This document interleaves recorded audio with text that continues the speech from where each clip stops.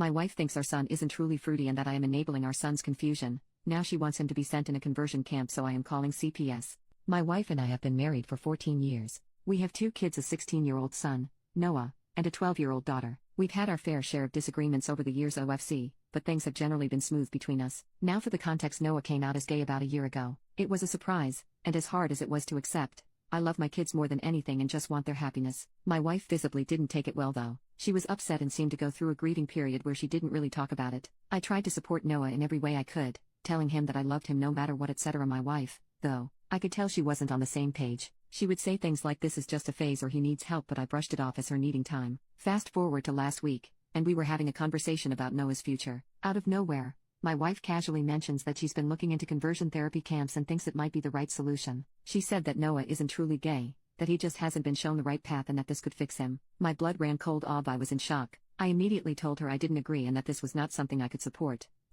She got upset and said I was enabling Noah's confusion and that if I really cared about him, I would help him get better. What the F is wrong with her? She was persistent, and no matter how much I tried to explain that conversion therapy is harmful, like I know those kids get abused, roped, and often end up either traumatized or deleting themselves, and that I would never send our son to something like that, she wouldn't back down. If I'm being 100% honest, I don't even think I love her anymore. The fact she could be so heartless disgusts me. I know being gay is not easy and people like her just make it even harder. I'm considering staying, only for our daughter's sake, but would it be okay if it means hurting my son? It feels like a betrayal to Noah. I just don't think I can keep living with someone who thinks this is okay. Update. So yesterday I took the day off and went to see an attorney just to get some info about divorce, etc. But after what happened, I'm 100% sure I want a divorce ASAP. Yesterday I went to pick Noah at his school, and as many of you suggested, we had a long discussion. I basically told him his mom and I may be getting a divorce because she wants to send him to a conversion camp, but I can't accept that. I've talked with her many times and I told him I'll probably go through with it. He looked really hurt. My heart broke all over again, but was very understanding and thanked me for standing up for him.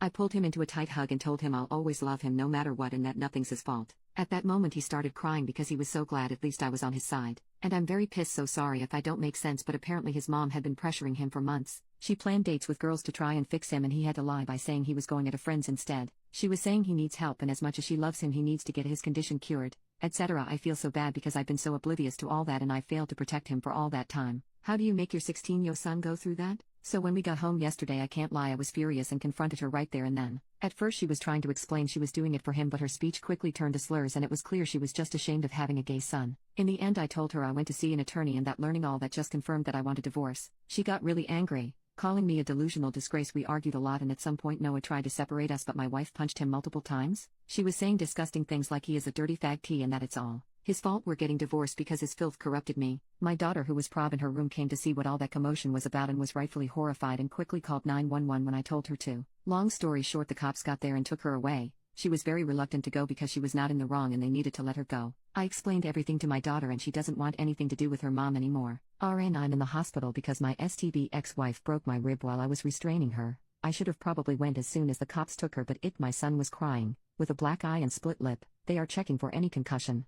And obviously the only thing I cared about was to comfort him because I can't even imagine what it can feel like being beaten by your mom for being gay. I'm planning to file for full custody OFC and my kids don't want to see her ever again anyway. Given all the charges she's facing, I hope she won't stand a chance against me. I just sent a mail to my attorney and I hope the procedures will be fast. I've also thought of getting CPS involved, but I'm not sure they will really help. Like, I cannot understand how you can grow so resentful of your own kid because of something they can't control. Even I had pretty strong opinions about it, but as a father it is my role to unconditionally love my kids, and so I learned about the topic and changed my way of seeing the world for him. It took some time grasping it, but I never doubted 1 second the love I have for my child. I thought it was the same for my wife. Visibly not. Update 2. It's been difficult ever since, but don't worry, this is not a bad update.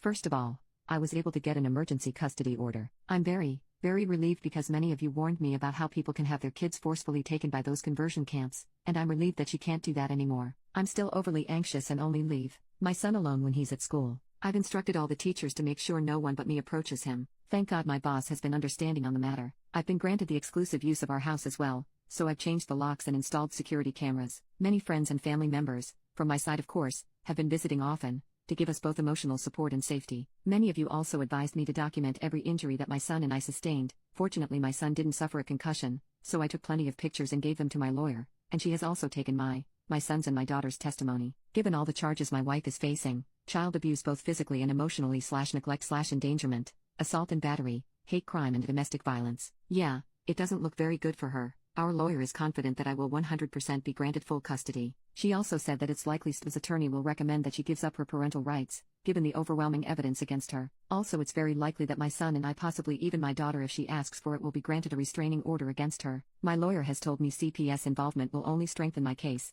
as they are thoroughly investigating everything. While we're still waiting to get the court date, I am feeling highly confident and relieved for the first time since all that poop happened. I've gathered tons of overwhelming evidence against the toxin.